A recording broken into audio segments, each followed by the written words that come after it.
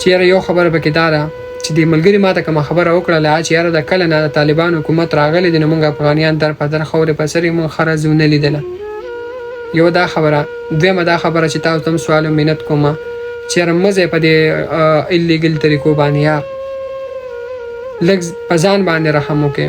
درېمه ورته دا خبره وکړم چې رچانم ګیله مه کوئ، خپل ایمانونه مضبوط کړئ. صحیح ده جی؟ خپل ایمان مضبوط کړئ، بیا به انشاءالله مسلمان په ټوله دنیا کې یو پاورفولي یاره که مونږ تاسو سوچ وکړو کنه نو والله چې ډېره د افسوس خبره هم ده، ډېره د حیرانتیا خبره چې کوم ځای کې مسلمانان دي نو هغې سره ظلمونه روان دي، که په فلسطین کې دي، که په لبنان کې دي، که په ایران کې دي. دا د بله 300 افغانیان یې وویشتل د ایران عسکرو بلا وجه. څه وجه وه؟ خو د رزق په تلاش کې تلي وو که نه، څه دهشتګردۍ نه خو نه وتلې، نه څه غلط کار له تلي وو، خو د رزق دپاره تلي وو. که یورپي ممالکو ته تللو خو چې کله په ایران تېرېدل نو به د ایران عسکرو وویشتل. داسې مړه قسم دی ویډیو ما وکتل ته داسې خو مړه څوک دښمن هم نه ولي چې لکه مکمل نښه به پخوله 300 روانو او دوی ورته ټوپکې نیولې وویې ویشتلو بلا وجه.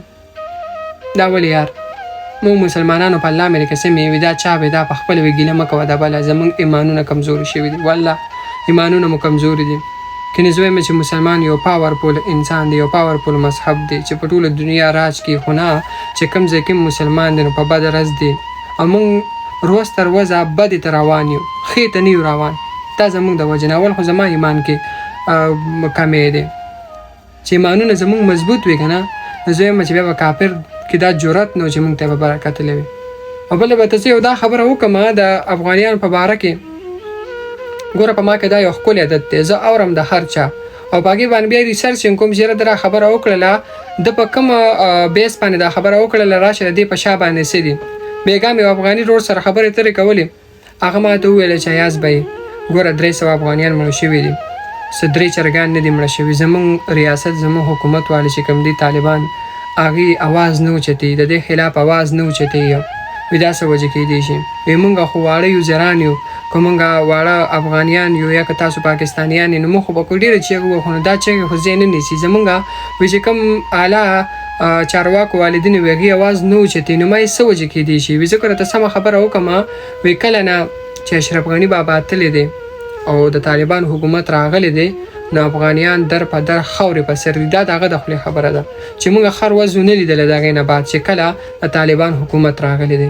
ځکه چې لکه دې اوس د دې خبرې خلاف اواز نه اوچتوي، نه وایي چې ولې دا 3 چرګان نه 300 افغانیان دي، دا به د چا پلار د چا به رور د چا به زوی. خو هغه فاینل دا خبره وکړله. زه خو په دې کې زیات سوی منه ځکه چې د ملکونو خبرې زه په دې کې ګوتې نه ساتم. خو هغه ما ته وویل چې یاره چې د کله طالبان حکومت راغلی دی نو موږ افغانیان در په در خاورې په سر یو. خو دا خبره به هم د هغه ځای نیسي. خو موږ مسلمانان کمزوري شوي یو، ډېر زیات کمزوري شوي ځکه چې کافران خو موږ اوس داسې حلالوي لکه ته داسې چرګان هم نه حلالوي. او ویډیو به مې ته دې ځای کې لګولې وه خو بده خبره ده او بیا هسې خلکو زړه ته تکلیف رسي.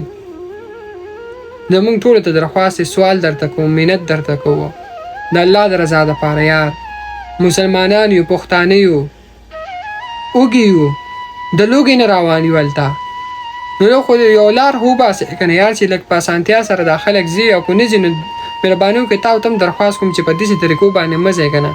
دومره ښکلې ښکلې ځوانان پکې مړه شوي دي چې هغه مه کوه. 300 په دې کې څه مړه دي څه تقریبا بچ شوي هم دي یو 30-40. زموږ خو د پاکستان حکومت چې کوم دی انا لله و انا الیه راجعون خو بیخي حق سره نه ودرېږي. خو ځان له یو صوبه ده او ځان له سیسټم روان دی. منظور پښتون ګوره دې خبرې اواز هم اوچت کړی و چې یاره د خلکو سره ظلمونه نه کېږي خو نن دا دی بیا هغه ظلم وشو. زما د دې ویډیو مقصد هم دا دی چې یاره یو خبره پکې دا ده چې دې ملګري ما ته کومه خبره وکړله چې یاره د کله نه د طالبان حکومت راغلی دی نو موږ افغانیان در په در خورې په سر موږ خرز ونه لیدله. یو دا خبره. دویمه دا خبره چې تاسو ته هم سوال او منت کوم چې یاره مه ځئ په دې ایلیګل طریقو باندې یار لږ په ځان باندې رحم وکړئ. درېمه ورته دا خبره وکړم چې رچانم ګیله مه کوئ، خپل ایمانونه مضبوط کړئ. صحیح ده جی؟ خپل ایمان مضبوط کړئ، بیا به انشاءالله مسلمان په ټوله دنیا کې یو پاورفولي خو د ساس کې نه دریاب جوړېږي. اول خو ځان توله کوي که نه. باقي اجازت راکړئ. د الله پامان او الله دې د دې والدینو له زړه صبر ورکړي، او الله دې له جنت الفردوس ورکړي. آمین یا رب العالمین.